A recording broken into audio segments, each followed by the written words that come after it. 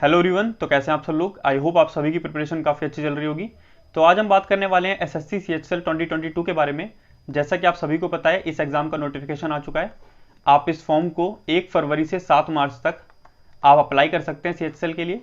और इस फॉर्म को फिल करने से पहले जो भी बातें आपको पता होनी चाहिए, सीएचएसएल जॉब क्या होती है उसके बारे में कंप्लीट डिटेल मैंने एक वीडियो में आपको दे दिया है, आप उस वीडियो को देख सकते हैं। इस वीडियो में हम इन 4 पॉइंट से बात करेंगे। पहले मैं आपको बता दूंगा सीएचएसएल का सिलेबस क्या होता है और टॉपिक वाइज वेटेज क्या है, मैथ्स में किस चैप्टर से कितने क्वेश्चन आते हैं, इंग्लिश में किस चैप्टर से कितने क्वेश्चन आते हैं, वो सब हम डीप में बात करेंगे सभी सब्जेक्ट को लेकर। नेक्स्ट बता दूंगा आपको जीके के कौन से इंपॉर्टेंट टॉपिक्स है, करंट अफेयर कितने मंथ का प्रिपेयर करना है, कौन से मंथ से लेकर कौन से मंथ तक का, प्रीवियस ईयर कट ऑफ्स क्या रही, और मैक्सिमम डाउट जो लोगों के मन में रहता है कि हम जब मॉक टेस्ट दे रहे हैं तो कितना स्कोर आना चाहिए, तो वो मैं आपको बता दूंगा कि आपको मॉक टेस्ट में कितना स्कोर आना चाहिए जिससे आपका सिलेक्शन हो जाएगा। अगर आप उतना स्कोर कर पा रहे हैं तो 100% आपका सिलेक्शन इस बार हो जाएगा। ठीक है, तो इस सब पॉइंट्स पे हम डिटेल में बात करेंगे। तो चलिए वीडियो को स्टार्ट करते हैं। तो देखिए, सबसे पहले हम बात करते हैं मैथ्स की। मैथ्स में किस चैप्टर से कितने क्वेश्चन आते हैं वो आपको यहाँ पे दिख जाएगा। आप इसका स्क्रीनशॉट लेकर रखें ताकि आप प्रिपरेशन में इसकी हेल्प ले सकें। आप अगर अभी प्रिपेयर कर रहे हैं तो आप पहले उन चैप्टर्स को प्रिपेयर करें जिनकी वेटेज ज़्यादा है। पहले आप ज्योमेट्री को प्रिपेयर करें, ट्रिग्नोमेट्री को करें, अलजेब्रा को करें, क्योंकि इनसे ज़्यादा क्वेश्चन पूछे जाते हैं। ठीक है, उसके बाद आप उन चैप्टर्स को कंप्लीट करें जिनकी वेटेज कम है, जैसे coordinate geometry, height and distance, SICI. देखिए बहुत बड़ा चैप्टर है, लेकिन यहाँ से एक क्वेश्चन आता है, वो भी कई बार बहुत डिफिकल्ट क्वेश्चन आता है जिसमें कैलकुलेशन बहुत ज़्यादा होती है, तो इसको आप एंड में प्रिपेयर भी कर सकते हैं। ठीक है, तो पहले वो चैप्टर प्रिपेयर करने हैं जिनकी वेटेज ज़्यादा है और जो आसान भी लगते हैं आपको, जैसे नंबर सिस्टम, एक क्वेश्चन आता है इससे, काफ़ी बड़ा चैप्टर है, तो आप इसको थोड़ा लेट कर सकते हैं।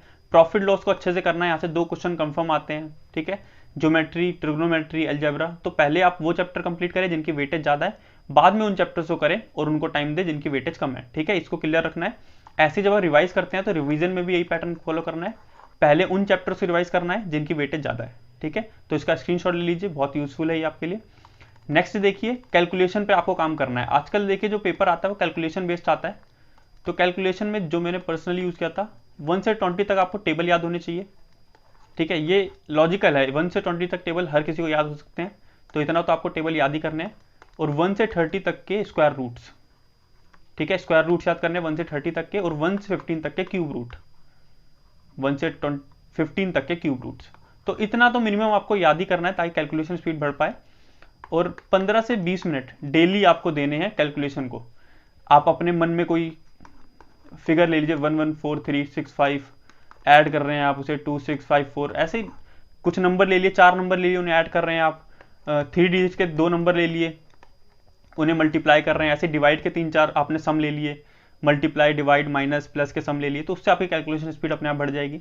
तो आपको इतना करना है, डेली 15 से 20 मिनट कैलकुलेशन की प्रैक्टिस करनी है, और डेली आप 10 मिनट इन तीनों को रिवाइज करते रहें। 1 से 20 तक के टेबल, 1 से 30 तक के स्क्वायर रूट्स, और 1 से 15 तक के क्यूब रूट्स, इतना आप डेली रिवाइज करें और कैलकुलेशन की प्रैक्टिस करें, आपकी मैथ्स बहुत ज़्यादा अच्छी हो जाएगी।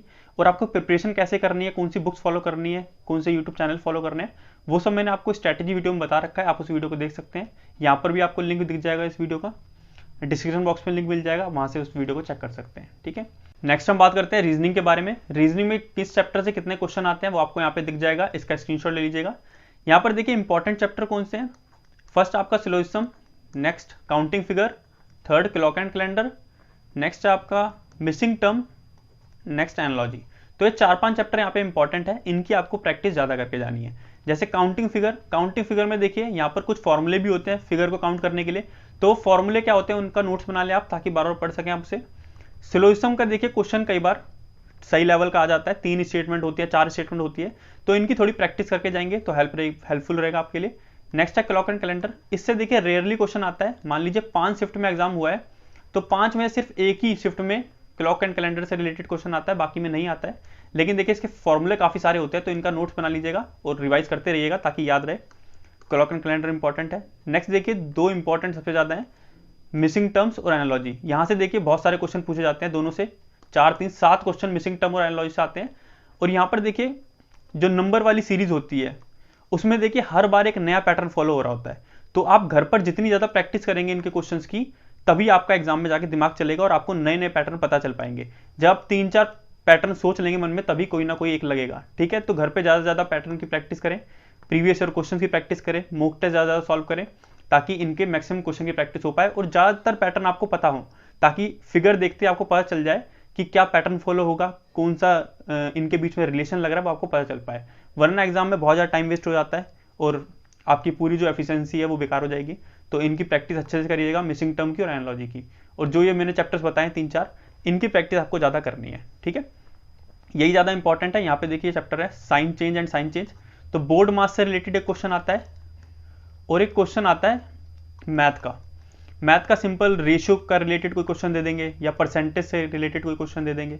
तो एक मैथ का क्वेश्चन रीजनिंग में आजकल जरूर आता है, एक तो बोर्ड मास का आएगा और एक रेशियो प्रपोर्शन या परसेंटेज में से किसी एक चैप्टर का क्वेश्चन आता है, ठीक है।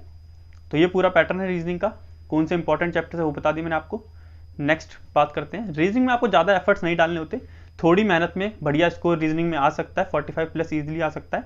बस आप देखिए जो प्रीवियस ईयर पेपर्स हैं उनकी रीजनिंग अच्छे सॉल्व कर लीजिए, 2018 से लेकर 2021 तक जितने पेपर हुए हैं, ठीक है, उनके रीजनिंग के सेट सॉल्व कर लेंगे सिर्फ CSL के, तब भी आपका काम बहुत अच्छा हो जाएगा और बहुत अच्छा स्कोर आपका आ जाएगा, ठीक है। आगे बात करते हैं, नेक्स्ट हम बात करते हैं इंग्लिश के बारे में। इंग्लिश में किस टॉपिक से कितने क्वेश्चन आते हैं आपको यहाँ पे दिख जाएगा। अगर आप सिर्फ वोकैब को भी देखेंगे तो वोकैब से 10 क्वेश्चन डायरेक्ट पूछे जाते हैं और एक आधा क्वेश्चन आपका क्लोज टेस्ट या फिल इन द ब्लैंक में ही वोकैब बेस्ड आपको मिल जाएगा। 10 क्वेश्चन वोकैब के अगर आपके डायरेक्ट भी आते हैं तो बहुत ज़्यादा क्वेश्चन है ये, आपको वोकैब पे इक्वल इंपॉर्टेंस देनी है। जितना टाइम आप ग्रामर को कंप्लीट करने में लगाते हैं उतना ही टाइम आपको वोकैब को भी देना है। डेली आपको 1 से 1.5 घंटा वोकैब को जरूर देना है, ठीक है। डेली नए वर्ड्स याद करें, प्रीवियस ईयर जो वोकैब प्रीवियस आप वोकैब जो याद कर चुके हैं उन्हें रिवाइज करें। मेनली आपको प्रीवियस ईयर वोकैब पे ज़्यादा फोकस करना है। पहले आप सबसे पहला काम यही करें कि प्रीवियस ईयर में जितनी वोकैब पूछी जा चुकी है उसको अच्छे से याद कर ले। प्रीवियस ईयर वोकैब में antonym, synonym, one word substitution और इडियम फ्रेज जितने भी आए हुए हैं उन सबका PDF मैंने टेलीग्राम चैनल पर डाल दिया है, आप उसे वहाँ से पढ़ सकते हैं। और इंग्लिश को कैसे प्रिपेयर करना है, कौन सी बुक्स फॉलो करनी है, वो सब मैंने आपको स्ट्रैटेजी वीडियो में बता दिया है, आप उस वीडियो को देख सकते हैं। डिस्क्रिप्शन बॉक्स में उसका लिंक भी मिल जाएगा आपको। मेनली देखिए आपको फॉलो करना है, इंग्लिश में आपको प्रीवियस ईयर वोकैब करनी है, डेली रीडिंग जरूर करनी है, 15 से 20 मिनट डेली रीडिंग करें, क्लोज टेस्ट तभी आपका अच्छा हो पाएगा।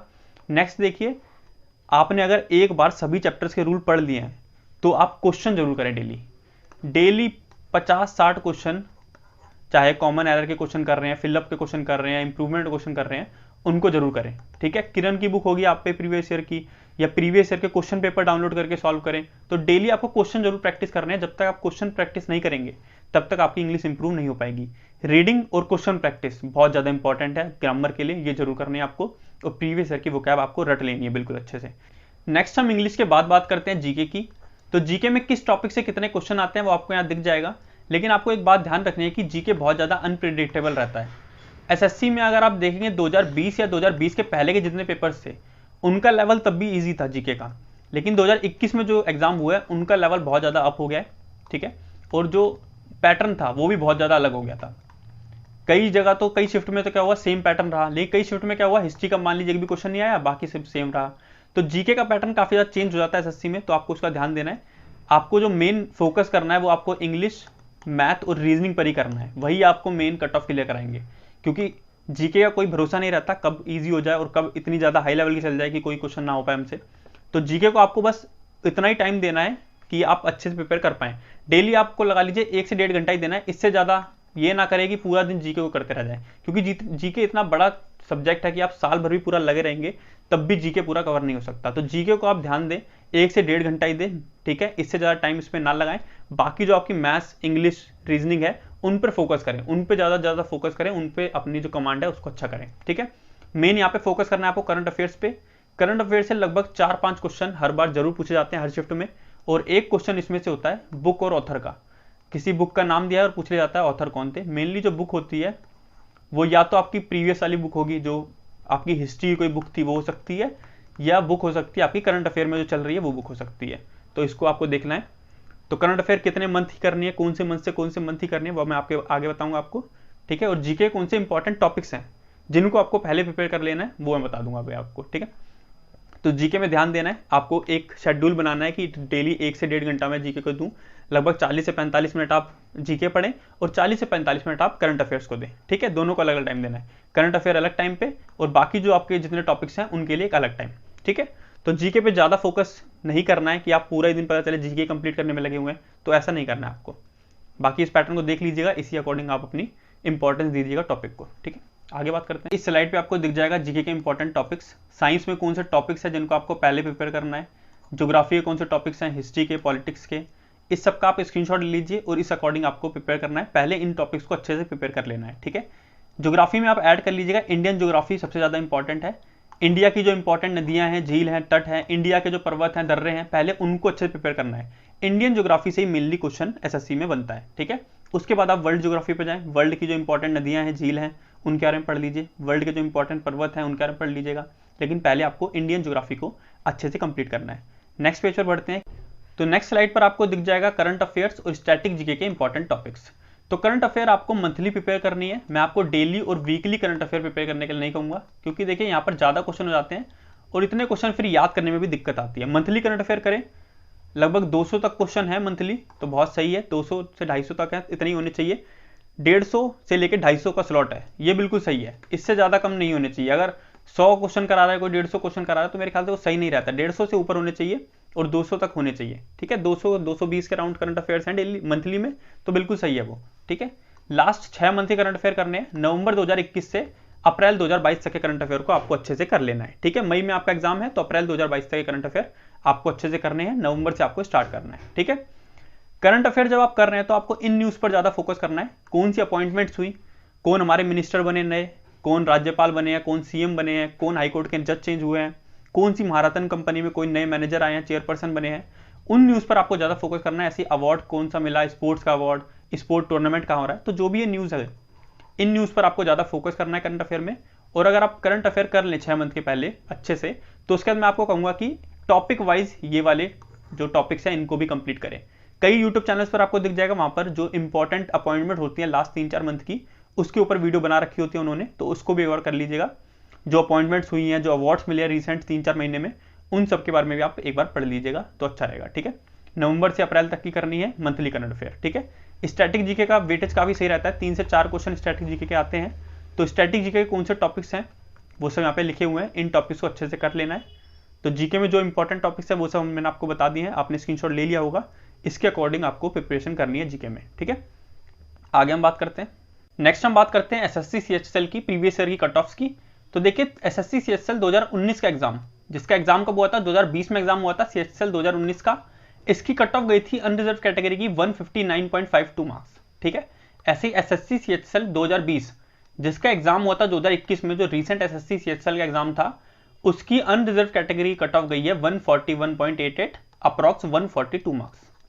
तो आप अगर इसको देखते हैं तो आप कहेंगे ऑन एन एवरेज 150 नंबर तक कट ऑफ जाती है, ठीक है, आप ये कहेंगे। और आपको लगभग 10 से 15 नंबर कट ऑफ से ऊपर लाने होंगे अगर आपको फाइनल सिलेक्शन चाहिए। तो अगर आपके इतने नंबर ऊपर नहीं है कट ऑफ से, तो बहुत ज़्यादा मुश्किल हो जाता है कि आपका फाइनल सिलेक्शन हो पाए, क्योंकि जो टायर 2 होता है वो लक बेस होता है। उसमें आप बस यही सोचिए कि आपके जो पासिंग मार्क्स है उतने ही आ पाएंगे, ठीक है। क्योंकि टायर 2 में कई बार आप बहुत अच्छा परफॉर्मेंस देके आते हैं लेकिन नंबर कम आते हैं, ठीक है। नंबर वही 40 तक ही, 40-50 ही आते हैं। लेकिन कई बार आप बहुत बुरा भी लिख के आते हैं तब भी 60-65 आ जाते हैं, कई केस में ऐसा भी हुआ है, ठीक है। तो टायर 2 लक बेस होता है। जो मेन कट ऑफ होती है वो टायर 1 के अकॉर्डिंग पे बनती है। तो टायर 1 में आपको जो भी कट ऑफ गई है, जैसे 142 इस बार कट ऑफ गई है, तो आपको 155 प्लस स्कोर करना पड़ेगा, तब जाके आपको फाइनल सिलेक्शन मिलता, ठीक है। तो आपको ये ध्यान में रखना है। और देखिए जो मेन बात है यहाँ पे कि आपको कट ऑफ को देख के डरना नहीं है। कई लोग क्या सोचते हैं कि 150 तक कट ऑफ जा रही है, 75% मार्क्स हमें स्कोर करने हैं, तो कितना ज़्यादा मुश्किल होगा ये। तो ऐसा मुश्किल नहीं है ये। कई पेपर ऐसे होते हैं जिसमें आप 120, 125 भी स्कोर कर देते हैं, तब भी आपका कट ऑफ क्लियर हो जाएगा और आपके 150 नंबर तक हो जाते हैं, ठीक है। कई पेपर ऐसे होते हैं वो इतने ज़्यादा ईजी लेवल के होते हैं, उसमें आपको 140 स्कोर करना पड़ता है, जब आप जाके आपके 150 होते हैं। तो शिफ्ट पर डिपेंड करता है। कई शिफ्ट ऐसी होती है जहाँ पे आपको 110, 120 नंबर स्कोर करके भी आपकी कट ऑफ क्लियर हो जाती है। तो एक्चुअल जो कट ऑफ है उसको देखना है हमें, ठीक है। जो ओवरऑल कट ऑफ गई है 150 मार्क्स, उसको मत देखिए। जो आपकी जो शिफ्ट थी वो कितने हार्ड थी, कितनी ईजी थी, उस शिफ्ट के अकॉर्डिंग आपके कितने मार्क्स आ रहे हैं, उस हिसाब से आपकी कट ऑफ डिपेंड करती है, ठीक है। तो एक्चुअल कट ऑफ को अभी हम थोड़ी देर में समझेंगे। इससे पहले देखते हैं मॉक टेस्ट। मॉक टेस्ट आपको कहां से देने हैं। मॉक टेस्ट देखिए मेरा, देखिए पहले बता देता हूँ, टेक्स्ट बुक से मेरा कोई टाई अप नहीं है, मैं इनका कोई प्रमोशन नहीं कर रहा हूँ। मैंने पर्सनली टेक्स्ट बुक से मॉक टेस्ट दिए थे, अभी मैं टेक्स्ट बुक यूज करता हूँ। तो टेक्स्ट बुक से आप भी मॉक टेस्ट दे सकते हैं। इनका थोड़ा पैटर्न सही लगता है मुझे। मैं जैसे पीसी पे टेक्स्ट बुक की वेबसाइट ओपन करता था तो ऐसा फील आता था जैसे एग्जाम हॉल में ही दे रहा हूँ पेपर, ठीक है। तो टेक्स्ट बुक से आप मॉक टेस्ट दे सकते हैं। और मैं आपको सजेस्ट करूंगा कि आप प्रीवियस ईयर पेपर से प्रीवियस ईयर के बहुत सारे पेपर्स हैं इनके, तो प्रीवियस ईयर पेपर ही आप पूरे दे लेते हैं, उसी के बाद जो इनके मॉडल पेपर्स हैं जो इन्होंने अपने मॉक टेस्ट बनाए हुए हैं उनको उसके बाद ही दे। पहले जो 2019 2020 के मॉक टेस्ट हैं इनके प्रीवियस ईयर वाले पेपर हैं, पहले उन्हीं को सॉल्व करें और उन्हीं के अकॉर्डिंग अपने आप को जज करें कि आपकी प्रिपरेशन कैसी चल रही है। ठीक है, तो मॉक टेस्ट आप टेक्स्ट बुक से दे सकते हैं, रेफरल कोड आप यहाँ पे यूज़ कर सकते हैं, और ये कूपन कोड है, ये मेरे किसी फ्रेंड ने बताया था, इससे एक्स्ट्रा बेनिफिट मिल जाता है और ज़्यादा ऑफ हो जाता है। तो पहले आप रेफरल कोड यूज़ करें, उसके बाद इस कूपन कोड को यूज़ कर सकते हैं। इन दोनों को एक एक बार लगा के देख लीजिएगा, जिससे ज़्यादा ऑफ हो रहा हो उसको लगा के आप परचेज कर लीजिएगा।